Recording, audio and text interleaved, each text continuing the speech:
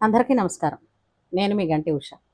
నా మిత్రులకి, శ్రేయోభిలాషులకి, సబ్స్క్రైబర్స్‌కి మంచి మంచి కామెంట్స్ తోటి నా వీడియోస్‌ని, నన్ను, నా భావాలని సపోర్ట్ చేస్తున్నటువంటి అందరికీ కూడా కృతజ్ఞతలు, శుభాభినందనలు. ఆ మధ్య ఎవరో ఒక ప్రముఖ ఛానల్ వాళ్ళు ఒక ఇంటర్వ్యూ చేశారు. ఒక ఆమె ఇంకొక ఎవరని సోషలిస్ట్‌ని ఆవిడని ఇంటర్వ్యూ చేశారు. ఇంటర్వ్యూ చేసినప్పుడు ఆ మహానుభావులు వాళ్ళందరూ గొప్ప గొప్ప వాళ్ళందరూ మాట్లాడే మాటలందరూ కూడా చరిత్రలో రాసుకోదగ్గవనుకోండి. మరి ఏం చేస్తాం? కాకపోతే కాస్త అనుకుందాం, మాలాంటి ఛాందసులని అనుకుందాం. చూసారా, శంకరాభరణంలో ఒక డైలాగ్ ఉంది కదా, ముఖ్యంగా మీలాంటి ఛాందసులు నాలాంటి మేధావులు చేసి ప్రయోగాలు తప్పకుండా విని తీరాలి అని. అలాగా మరి ఈ మేధావులందరూ చెప్పేదంతటినీ కూడా విని తీరాలి మరి అని వింటున్నాం. వెనకేం చేస్తాం? ఇంతకీ ఏమిటన్నారబ్బా వీళ్ళు అని అంటే, సనాతన ధర్మాన్ని పాటించకూడదట. సనాతన ధర్మాన్ని పాటించకూడదు, ఎందుకు పాటించకూడదో కూడా నేను చెప్తాను అని ఆ తర్వాత దాన్ని సమర్థిస్తూ కొన్ని మాటలు చెప్పారు. ఎవరైనా అంతే కదండి, తనకొక భావం వచ్చింది, ఆ భావాన్ని బయటికి చెప్పిన తర్వాత దాన్ని సపోర్ట్ చేస్తూ కొన్ని అల్లుకుంటాం. మైండ్ ఊరికే ఊరుకోదుగా. నువ్వు ఆ ముక్క చెప్పావంటే దాన్ని మళ్ళీ ప్రొటెక్ట్ చేసుకునే మాటలు 4 చెప్పుంటుందిగా, దానికి తగ్గ ఐటమ్స్ అన్నీ కూడా కూడగట్టుకొని చెప్తాం. ఇప్పుడు ఒక్క విషయం చెప్తానండి. సనాతన ధర్మం ఏం చెప్పింది? వేదంలో ఏం చెప్పింది? ఋషులు మనకిచ్చిన సంప్రదాయం, ఋషు సాంప్రదాయంలో మనకిచ్చింది ఏంటి అంటే, ఆరోగ్యవంతంగా మనుషులు దీర్ఘాయుష్మంతులై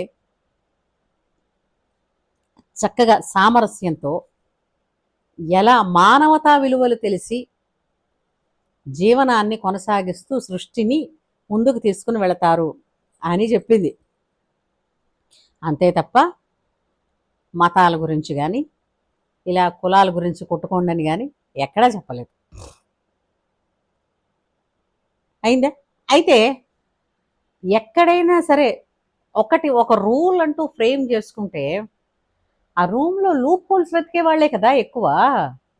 ఇప్పుడు చాలామంది అంటున్నది ఏంటంటే, చట్టంలో ఉన్న లూప్ హోల్స్ని ఉపయోగించుకుంటున్నారు కదా.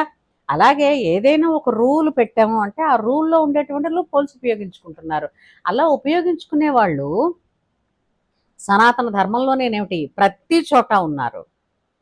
రూల్స్ ఎందుకు పెట్టుకుంటున్నారు అని అంటే, ఒక కట్టుబాట్లు మనిషికి సుఖజీవనానికి కావలసినటువంటి సౌకర్యవంతమైనటువంటి దాన్ని ఇంకా చెప్పచ్చు, సామరస్యమైనటువంటి సౌభ్రాతృత్వమైనటువంటి జీవనాన్ని కొనసాగించడానికి కొన్ని కట్టుబాట్లు పెట్టుకున్నారు.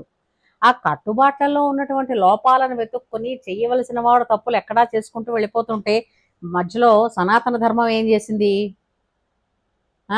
ఏం చేసింది? దాన్ని పాటించకూడదని చెప్పేంతటి స్థాయి ఉందా మీకు? సనాతన ధర్మరే ఆదిశంకరులు వాళ్ళందరూ వాళ్ళేంటి వాళ్ళే వాళ్ళు తెలివి లేని వాళ్ళ కిందే లెక్క కదా. ఏం మాట్లాడుతున్నామో ఆలోచించుకోవాలి. ఉదాహరణ చెప్తానండి, నాకు తెలియగలుగుతాను. చాలా బ్యాంకింగ్ వ్యవస్థ ఉంది. చాలా బ్యాంకుల్లో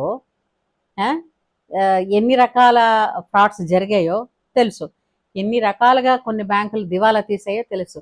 కాబట్టి బ్యాంకింగ్ వ్యవస్థే తప్పని ప్రతి వాళ్ళని కూడా బ్యాంకులో అసలు బ్యాంక్ అన్న మాట ఎత్తకండి, బ్యాంకుల్లో డబ్బు వేసుకోవడం అన్నది రద్దు చేయండి, అకౌంట్స్ అన్ని క్లోజ్ చేయండి చెప్దామా? చెప్పగలిగారా? చెప్పచ్చా?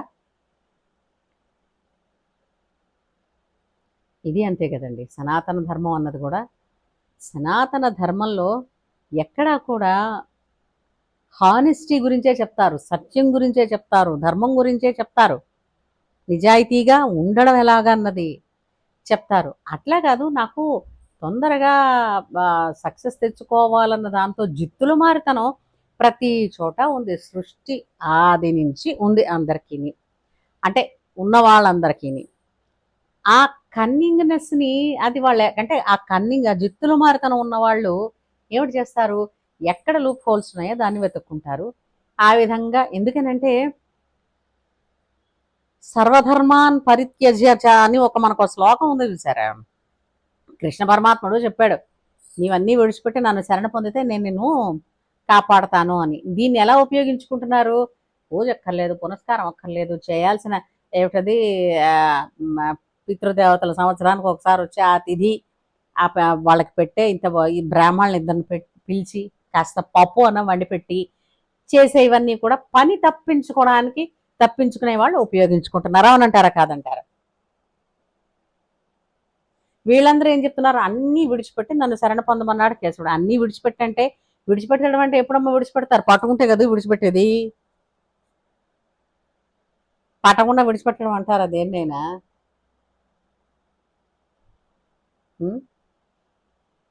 సనాతన ధర్మం అన్నది మానవ శ్రేయస్సు కోసమే ఉంది. దానిలో లూప్ హోల్స్ వెతుక్కుని ప్రతివాడు దానిని ఉపయోగించుకున్న వాళ్ళు చాలామంది ఉన్నారు. కానీ అదే ఒక కట్టుబాట్లతో ధర్మ నిష్ఠతో సత్యనిష్టతో అనుష్ఠానపరమైనటువంటి జీవితాన్ని గడుపుతున్నటువంటి ఎందరో మహానుభావులు ఉన్నారు. మరి వాళ్ళందరూ కూడా ఇదే పాటిస్తే ధర్మం తప్పితే ఏంటవుతుందమ్మా ప్రగతి? అంచేత ఇప్పుడు అలాంటి వాళ్ళు ఉండొచ్చు, అది ఒకటి ఉన్నారని అందరూ అలాంటి వాళ్ళే అవుతారా? ఇప్పుడు మనమే అంటాం కదా, గయ్యాళ్ళ అత్తలు ఎంతో కొంతమంది ఉన్నారు, అలాగని అత్తగారైన ప్రతిదీ కూడా గయ్యాళే అని మీరు ఎలా ఇస్తారు స్టేట్మెంటు? ఆలోచించాలి వెనక ముందు. అంచేత ఇప్పుడు కాదు ఎప్పుడైనా సరే మళ్ళీ మీ నోటితోనే మీరు చెప్పాలి, సనాతన ధర్మాన్ని పాటించకూడదు అన్నది చాలా పెద్ద మాట, తప్పు మాట. అర్థమైంది అనుకుంటాను. అంచేత ఇలాంటి ఇంటర్వ్యూస్ చేసేటప్పుడు ఇలాంటి పనికి మాలిన సమాధానాలు చెప్పడాలు కానీ, ఇలాంటి పనికిమాలిన సమాధానాలు ఆశించే పిచ్చి ప్రశ్నలు వేయడం కానీ చేయకుండా ఉంటే బాగుండును అన్నది సనాతన ధర్మాన్ని అనుసరిస్తూ గౌరవిస్తూ ఆశ్రయించి ఉన్న వాళ్ళ తరపున నా మాట. ఉంటాను.